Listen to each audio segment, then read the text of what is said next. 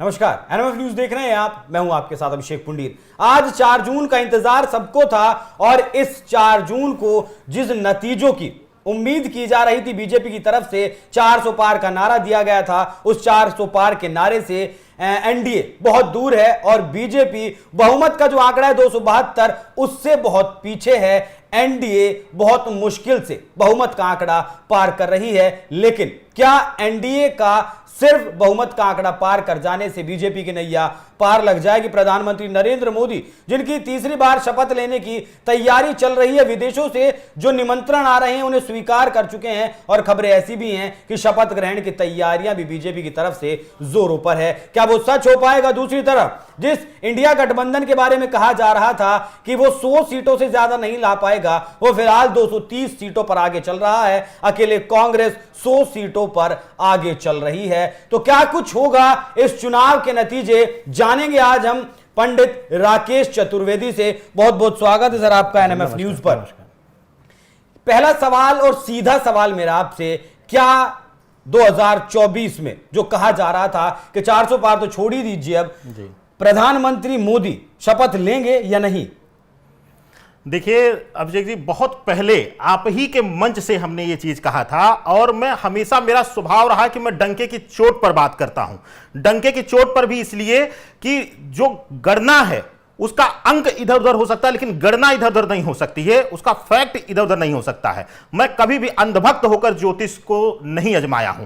चाहे आपके ही मंच पर मैंने पश्चिम बंगाल के लिए बोला, चाहे आपके ही मंच पर मैंने इस 2024 इलेक्शन के लिए बोला। देखिए, हमेशा से कहा गया है कि सनातन धर्म वह धर्म है, हर किसी को धर्म का सेवा करने का मौका देता है, लेकिन जब कोई धर्मांध होकर, अंधा होकर के, अपने पद की, अपनी गरिमा का दुरुपयोग करके जब वह आगे बढ़ने के और धर्म के ऊपर पैर रखने का कदम बढ़ाता है, तो धर्म उसे वहां उसकी जमीन जरूर उसको एहसास दिलाता है। यह सनातन की खासियत रही है। और अब एक चीज और बता दें आपको कि 2024 के लिए और आदरणीय मोदी जी के लिए, मैं आदरणीय शब्द इसलिए लगा रहा हूं कि हमारा सनातन कहता है कि उम्र में बड़े हों, ज्ञान में बड़े हों, उसको वह उचित सम्मान मिलना चाहिए। मैं आदरणीय मोदी जी के लिए मैंने पहले ही कहा था, आपके मंच पर कई वीडियो मेरी पड़ी हुई हैं, आप लोग उठा लीजिएगा और दर्शक भी देख सकते हैं कि हमने हर वीडियो में बोला था कि 2024 इलेक्शन जो है बीजेपी के पतन का कारक बनेगा। अब उसका आधार भी मैं आपको बता दूं क्यों बनेगा। उसका एक मुख्य कारण है, पहले शुरुआत करिए, महाराष्ट्र में सरकार बनाना धर्म की नीति के विपरीत जाकर के वह पार्टी जो हमेशा सनातन के लिए सर कटाने के लिए भी खड़ी रही थी, और बाबा बाला साहब ठाकरे की वह पार्टी जब सत्ता में इनके सहयोग इनसे मांगा, तो वहां पर इन्होंने अपने पद का, केंद्र की ताकत का गलत दुरुपयोग करके रातों रात एक झूठी सरकार का गठन किया और विपक्षी लोगों से मिलकर के, जो हमेशा से धर्म के लिए जिसको ये विरोधी मानते थे, उनको इन्होंने सरकार में शामिल किया। दूसरा किस्सा, मैंने कई मंचों से बोला है, राम मंदिर का मैंने कभी विरोध नहीं किया। मैं खुद वहीं का अयोध्यावासी हूं और मैं खुश हूं कि उस धरा पर भगवान श्री राम को वह जगह मिली, लेकिन इलेक्शन के लिए राम का फिर से प्रयोग करना, मैं प्रयोग इसलिए कह रहा हूं कि एक बड़ा बीच में नारा चला, आपने सुना होगा, कई चैनलों ने भी बड़ा धूमधाम से, एक बड़े फेमस हो चुके हैं अब सिंगर, मैं नाम नहीं लेना चाहूंगा, लेकिन धर्म को बेचकर सभी बड़ा खुश होते हैं, लेकिन धर्म उनको औकात दिखा देता है कि हम राम को लाए हैं। आप ये क्यों नहीं कहते कि बीजेपी को राम लाई है? बीजेपी के नाम का उपयोग करके हमेशा इन्होंने सत्ता में कदम रखा है, इनके एक पैसे की वजूद नहीं कभी था बीजेपी का। आरएसएस कितना भी घुटने टेक ली थी, लगा ली थी, रगड़ लिया था, इनकी औकात नहीं हुई सत्ता में आने की। सिर्फ राम ही एक ऐसे विषय हैं जिन्होंने इनको सत्ता में लाया, और अगर ये राम मंदिर बनाए हैं तो क्या ये एहसान किए हैं? और दूसरा, बिना मुहूर्त के शंकराचार्यों का अपमान करके शंकराचार्यों ने कहा कि अधूरे मंदिर का निर्माण नहीं होता है। दिखा दे कोई ब्राह्मण तर्क संगत तरीके से। शास्त्र कहता है कि जब तक मंदिर की गर्भगृह से लेकर ध्वजा तक कंप्लीट नहीं होती है, तब तक प्राण प्रतिष्ठा नहीं किया जा सकता है। और वहां पर सिर्फ ये लोग अपने सत्ता के मदांध होकर के वहां पर जाकर एक फैशन शो, रैंप वॉक की तरह बॉलीवुड के नचनियों को बुलाया गया, और वहां पर जिन्होंने राम मंदिर की लड़ाई लड़ी, जिन्होंने अपने बच्चे को खोया, जिन्होंने अपने पिता को खोया, उन लोगों को इग्नोर करना इनको आज वह दुखद स्थिति में लाया है। और आज इनको पता चला है कि धर्म का या किसी भी चीज का खेल नहीं करना चाहिए, क्योंकि एक समय के आने के बाद जब धर्म खेल करता है तो सारी गणनाएं, सारी ताकत, सारी चीजें धरी की धरी रह जाती हैं। तो जिस तरीके से आपने कहा, आपके वक्तव्य से मैं मान लूं ये भगवान राम का कोप है या फिर धर्म का अपमान करने का कोप? एकदम कह सकते हैं। मैंने लिखा है अपने सोशल मीडिया स्टेटस पर, मैंने लिखा है कि गलत मुहूर्त में गलत तरीके से धर्मांध होकर राम मंदिर की प्राण प्रतिष्ठा करना, एक खंडहर रूपी मकान में ले जाकर भगवान को बिठाना, जिनको कहते हैं कि इस धरा का इकलौता चक्रवर्ती सम्राट थे वो। मैं बार बार अभिषेक जी कहता हूं, भगवान श्री राम के लिए मेरे मन में इसलिए सम्मान है हमेशा, और मैं हमेशा झुकता हूं क्योंकि भगवान श्री राम ने कभी भी अपने आप को भगवान शब्द से संबोधित नहीं किया। वो पुरुषोत्तम थे, वह किसी जात के नहीं थे। उनको तीर धनुष लेके छत्री बनाया गया, उनको तीर धनुष लेकर धर्म का एक चेहरा बना करके उनके चेहरे को बेचा गया। पोस्टर लगे जहां राम को छोटा दिखा करके मोदी जी को बड़े पोस्टर में दिखाया गया। क्या यह उस महान, जिसको आज संस्कृति में सैकड़ों वर्ष, हजारों वर्ष बाद भी उस स्तर पर किसी को दर्जा नहीं दिया गया, पुरुषोत्तम का, जिन्होंने लंका पर विजय प्राप्त करने के बाद भी लंका के राज सुख का त्याग कर दिया और उसी रावण के भाई को सत्ता सौंप दी। तो क्या यह कलेजा है? यह कलेजा बीजेपी के अंदर था या मोदी के अंदर था कि वहां पर उन लोगों को सम्मान दिया जाए? क्या 2 महीने बाद कंप्लीट होकर के राम मंदिर की प्राण प्रतिष्ठा नहीं होनी चाहिए थी? क्या सभी धर्म शंकराचार्य, आपको अभिषेक जी याद होगा, मैं कोई गलत बात नहीं कर रहा हूं, मैं किसी की भावनाओं को आहत नहीं कर रहा हूं, लेकिन आपको याद होगा कि घर में कोई बड़ा शुभ कर्म किया जाता था तो हम अपने कुल गुरु को बुलाते थे, उनका पैर धुला जाता था। आज हर जगह मोदी का पैर धुला जा रहा है। क्या मोदी अपने आप को भगवान कहते हैं?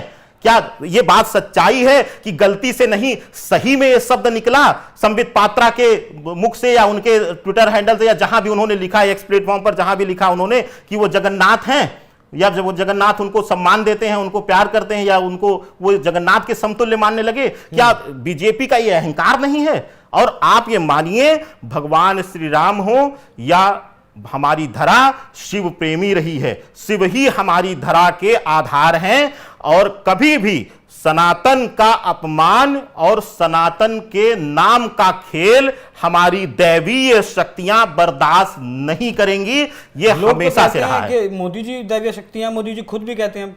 मोदी जी तो कहेंगे, मोदी जी ने तो कहा कि पहले कहा कि मां गंगा ने बुलाया, फिर कह दिए कि मैं तो बायोलॉजिकल पैदा हुआ हूं। कुछ दिन में तो अब की बार वो पूर्ण बहुमत से आ जाते तो कह देते मैं अवतार लिया हूं, मेरे आगे कोई भगवान है ही नहीं, यहां तक कह देते। लेकिन यही एक कारक है जो आप कह रहे हैं कि यही एक अहंकार बीजेपी को ले डूबा है। दूसरा, मैं बार बार कहता हूं, आज नहीं अनादिकाल से ये भविष्यवाणियां संतों ने किया था कि किसी न किसी शैव धर्मी पीठ यानी शिव धर्मी पीठ का अनुयायी लीडरशिप करके राम मंदिर के लिए लड़ाई लड़ेगा और विजय मिलेगी। उसका श्रेय आदरणीय योगी जी को जाता है, उसका श्रेय गोरखनाथ पीठ को जाता है। कहते हैं, आपको बताऊं अभिषेक जी, शास्त्र का अगर आप अध्ययन करेंगे, पूरे ब्रह्मांड में सबसे बड़ी शैव धर्म की पीठ यानी शिव धर्मियों की पीठ जो है वह गोरखनाथ पीठ है। और कहते हैं कि अयोध्या की रक्षा के लिए उस पीठ की स्थापना हुई है, अयोध्या धाम की रक्षा के लिए हुई है। हनुमानगढ़ी के साथ साथ गोरखनाथ पीठ अयोध्या धरा की रक्षा हमेशा की है, वहां के संतों ने किया है, आदरणीय योगी जी के पूर्वजों ने, वहां पूर्व गुरुओं ने किया है जो ब्रह्मलीन हो चुके हैं। और वहां पर मैं श्रेय देता हूं, और कई जगहों पर योगी जी को भी दरकिनार करके सिर्फ केंद्र की वाहवाही लूटना, यह यूपी ने अब बीजेपी को उनके आईना दिखा दिया है कि आप ये हैं। शायद यही कारण है कि उत्तर प्रदेश में वो जो 2014 में 2019 में जो परफॉर्मेंस किया था वो नहीं दोहरा पा रही है बीजेपी अब तक के आंकड़े। अब मुझे आखिरी सवाल ये बताइएगा कि 2024 में मोदी जी प्रधानमंत्री बन रहे हैं या नहीं बन रहे हैं? देखिए, मैं अभी भी अपनी उस बात पर अटल हूं। मैंने अभी कहा मुझे कोई शर्म नहीं आती अभिषेक जी, मैं हमेशा कहता हूं कि मैं देव नहीं हूं, मैं एक ब्राह्मण हूं। मेरे मुख से भी मेरी गणना भी कई बार अंकों में गलत हो सकती है, तो मैं अंकों में मैं विफल हूं, तो मैं वो नहीं हूं कि मैं वाही करूं जब सही हो जाऊं और गलत हो जाऊं तो मैं मुंह छिपा लूं। अंकों में मैं गलत हूं, क्योंकि मुझे भी अनुमान था पहले चरण दूसरे चरण के बाद कि लगभग सहयोगी दलों के साथ 350 के आसपास का आंकड़ा छू जाएगी, जो लगभग 40 से 50 सीटों का आंकड़ा कम है। लेकिन मैं 3 वर्ष से लगातार कह रहा हूं, जब सबसे ज्यादा मदांध होकर लोग योगी जी को समझे और उसके बाद मोदी जी ने अपने आप को और ज्यादा धर्म का चेहरा बनाना शुरू किया, मैंने हमेशा कहा है कि 2024 इलेक्शन मोदी जी के लिए सबसे बड़ा आघात देगा। और अभी भी मैं बोलता हूं, उस भविष्यवाणी पर कायम हूं कि हो सकता है कि मोदी जी बने ही ना, और बनेंगे भी तो यह 2024 का कार्यकाल पूरा नहीं कर पाएंगे। ये आप उठा लीजिएगा, मैं खुद शेयर कर दूंगा, और जो दर्शक कमेंट करेंगे मैं खुद कोशिश करूंगा सबको रिप्लाई करूंगा। मैं वो सारी वीडियोस भेजूंगा, क्लिपिंग। मैंने सरेआम बोला है ये, जबकि मुझे कई लोगों ने अब्यूजिव शब्द कमेंट किया, कई लोगों ने कहा कि आप धर्म के विरोधी हैं। आइए ना भैया, हमसे ज्यादा कौन धर्म करता है? ढोंग करने वाला इंसान नहीं हूं, सुबह उठ करके गायत्री की माला करने वाला इंसान हूं। तो आप आइए, सच के साथ आइए, फैक्ट के साथ आइए। धर्म को बेचकर अगर कोई इज्जत कमाना चाहेगा तो एक दिन ऐसा आएगा कि धर्म उसको बेच देगा और कपड़े भी उसके उतर जाएंगे। आज यह चीजें हम देख रहे हैं, वास्तविकता में सुबह से ही इसकी स्पष्टता बन चुकी है। आपने अभी एक थोड़ी देर पहले एक शब्द इस्तेमाल किया था कि फिर से उपयोग किया राम का। देखिए, फिर से उपयोग मैंने इसलिए कहा कि जब पहली बार बीजेपी सत्ता में आई, चाहे वह आदरणीय अटल जी की बात हो, स्वर्गीय, मैं मानता हूं कि उनके जैसा आरएसएस का या बीजेपी का नेता कोई नहीं हुआ, और बीजेपी को स्तंभ बनाने वाले वह व्यक्ति थे। लेकिन मैं उनको प्रणाम करते हुए मैं ये चीज कहता हूं कि जब पहली बार भी सत्ता में आई तो सबसे बड़ा बीजेपी का नारा था कि हम राम मंदिर बनाएंगे। उसी पर आकर के बीजेपी को नंबर्स दिए गए, लेकिन क्योंकि पूर्ण नंबर नहीं आए तो उस बार ऐसा लगा, लोगों को महसूस हुआ कि अटल जी को पूर्ण नंबर ना मिलने की वजह से हम विफल रहे। तो मोदी जी को, क्योंकि ये गुजरात में ऐसी हरकतें कर चुके थे, कि हरकत मैं इसलिए कह रहा हूं कि बहुत चीजें जो राजनीति के पिछले पर्दे पर छिपी रहती है अभिषेक जी, वो हमें आपको शायद या जनता को पता नहीं चलती है। तो सबको लगा कि ये सबसे बड़े धर्म रक्षक हैं, ये तो यही देव हैं, तो इनको नंबर दिया, इन्होंने बनाया तो, लेकिन उसका इन्होंने उपयोग करना शुरू कर दिया। ये जहां गए अपनी डेवलपमेंट को नहीं दिखाया इन्होंने इनकी एक मंत्रालय की मैं हमेशा तारीफ करता हूं, पहला रोड ट्रांसपोर्ट मिनिस्ट्री की, कि जहां भी डेवलपमेंट हुआ नितिन गडकरी जी द्वारा वह डेवलपमेंट हुआ। और सबसे शायद भ्रष्ट मंत्रालय हम कह सकते हैं, जो हम लोग जानकार हैं, अगर सीपीडब्ल्यूडी को कहा जाता है, पीडब्ल्यूडी को, कि सबसे भ्रष्ट मंत्रालय है, लेकिन ऐसा एक मंत्री जिस पे कभी आंच नहीं आई। दूसरा, योगी सरकार हमेशा धर्म को लेकर कट्टरपंथिता में रही है, और कट्टरपंथिता वह जो एकदम से स्पष्ट हो, कूटनीति नहीं। योगी जी ने हमेशा नाम उपयोग किया, चाहे वह राम मंदिर की प्राण प्रतिष्ठा का हो, धर्माचार्यों को सम्मान नहीं दिया गया, वहां चार्यों शंकराचार्यों को बुला करके उनको उचित सम्मान देकर के उनके दिशा निर्देशन में होना चाहिए। कुछ लोग कहते हैं कि रामाचार्य संप्रदा थी, कुछ लोग कहते हैं ये संप्रदा थी। अरे सनातन से ही तो सारी संप्रदाएं पैदा हुई हैं, रामाचार्य भी हुए हैं, शैव धर्मी भी हुए हैं। धर्म सिर्फ 2 ही धरा पर उतरे हैं, सनातन और शैव।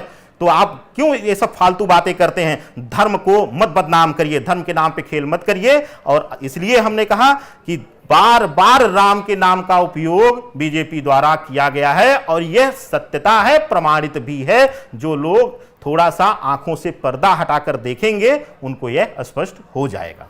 तो प्रधानमंत्री नरेंद्र मोदी ने जो 2024 के लिए नारा दिया था 400 पार, वो तो कहीं बहुत पीछे छूट गया है। अब बमुश्किल 272 की तरफ बीजेपी बढ़ जाए, वो बहुत बड़ी बात होगी अपने आप में। लेकिन यहां तारीफ इंडिया गठबंधन की भी करनी होगी, जिसने कांग्रेस पार्टी की भी करनी होगी, जिसके बारे में कहा जा रहा था कि 2019 का जो उसका प्रदर्शन था उससे भी खराब उसका प्रदर्शन रहने वाला है, लेकिन उसने बीजेपी की नींद हराम कर दी। अब लगने लगा है कि लोग राहुल गांधी की बात पर अब भरोसा करने लगे हैं, विश्वास करने लगे हैं, या फिर अब वाकई में 10 साल के कार्यकाल के बाद विकल्प तलाश करने लगे हैं। तो आज ये जो भविष्यवाणी राकेश चतुर्वेदी जी ने की है कि प्रधानमंत्री हो सकता है नरेंद्र मोदी बने या ना भी बने, और अगर बनते हैं तो कार्यकाल पूरा नहीं कर पाएंगे। अब देखते हैं इस भविष्यवाणी में आने वाले वक्त में यह सच होती है, कितना दम नजर आता है नहीं। पंडित जी बहुत बहुत धन्यवाद आपका, आपने हमें अपना वक्त दिया। आपकी इस पूरी खबर पर, इस भविष्यवाणी पर क्या कुछ राय है कमेंट कर जरूर बताएं। नमस्कार।